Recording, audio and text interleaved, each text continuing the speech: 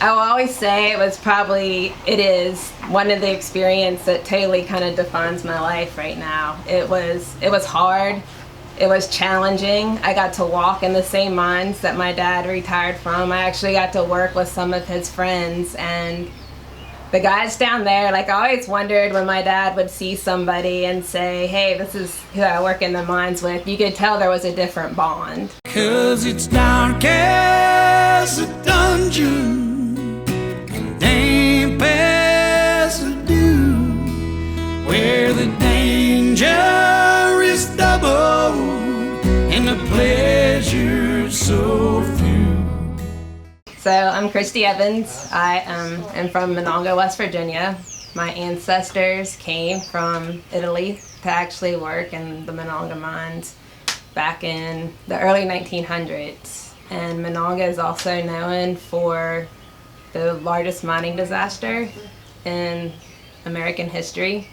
There was 362 people that passed away, and that was an approximate number because at that time they paid for coal by the ton. So men would go in and also take their sons, brothers with them, and the more coal they brought out, the more they made. And I think close to 200 of those people were immigrants from Italy. I grew up in Monongah the whole time. My grandfathers were both coal miners. My dad was a coal miner, so from being a kid, I remember him coming back. He worked midnight shift the whole time, and he would come home and bring us the mining stickers or come home with coal dust on his face and say, this is why I want you to get an education. This is not what I want you to do. And as we went through, I would see my dad, like the whole town was people that worked in those mines. My dad's friends, it was a life. It was a way of living for people, and it was what brought them together too. Like the small town bars would be people cashing their checks and men talking about who mined the most coal the next night or how many passes they got on the long wall. And as that kind of progressed, my dad, more than 40 years, worked midnight shifts so he could still coach baseball and be part of my brother's lives. But he did mine rescue, just a big part of his life with him and his friends. And shortly after I graduated from college, I did my master's, and I ran into one of the guys that my dad had worked with, and he asked me if I would put in my resume and apply for a job at Consol. And I did my interview at a big fancy office in Pittsburgh, and I thought I had really made it. And my first day there, they sent me to the underground mining training. So I got certified both in PA and in West Virginia. And because I was a technical person, my first day underground, I got to go directly to the face. And I remember getting ready and coming out. If you worked any type of construction job, you have everything's new. You're so bright with the fluorescent gear, and my hat was red, and I stepped out of the bathroom, and there was about 300 guys getting ready, and everybody looked, and I turned back and went back in the bathroom and sat down until it was time to cage down. But I will always say it is one of the experiences that totally kind of defines my life right now. It was hard. It was challenging. I got to walk in the same mines that my dad retired from. I actually got to work with some of his friends, and the guys down there, like, I always wondered when my dad would see somebody and say, hey, this is who I work in the mines with. You could tell there was a different bond.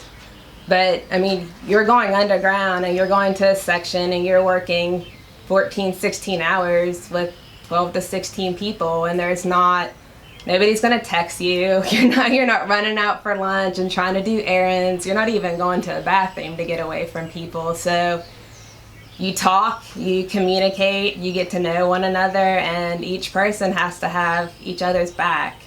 And it just keeps going from there. The bonds that they build, the relationships. It builds the town, like you said. Mm-hmm. That's what I really like when you were talking about the Monongah explosion, how they didn't know how many people were there. Like the dads taking the kids in there, that is just crazy. They paid by the ton then. They had no record. They didn't even sign a piece of paper before they went there, and they just signed over to the coal company. Well, thank you for your time, and it's been a very eye-opening day for us to hear all these stories. And you know, it's like you said, it's the kids, Claire, the grandfathers, and the women, and I can guarantee you she's as tough as any man I know. And there was a couple of times I didn't think I was gonna make it. The first time I went on a long wall and heard the gob drop behind me, I thought the whole earth was caving in. And the first time somebody told me to turn out my headlight, you'll never see it dark. That's the blackest black you'll ever see. Dark as a dungeon, that's for sure. Yeah, that's crazy. Well, thank you, Kristy, and thanks for bringing all your memorabilia and your family's memorabilia. She brought in the oldest collection of mine gear I've ever personally got to experience holding on to, and we'll show you About some of that. 4 generations of mine hats there. I'm a 3rd generation black hat, so something I'm pretty proud of. That's awesome. But we'll show you some of the memorabilia she brought and some of her family items there that's been passed down. It's pretty amazing to watch the safety part of this, how far it's come. And the early days they used canaries, correct? Mm-hmm. Didn't they send a bird in? The bird went in, and if the bird, you know, that's how they tested the mine out. If the bird died, they knew there was gas in that mine. And now they've got all this modern technology for that. But yeah, and some of it still came in, like after Sego, they were still making advancements with tracking, and that wasn't all that long ago. Wow. Amazing. Well, thank you, Kristy, and we've got one more here, and we've got the young guy coming in to talk to us about his experiences, and we've had all the older generation and the retired miners. Now we've got a current miner coming in, and thank you for all your hard work. And Thank you.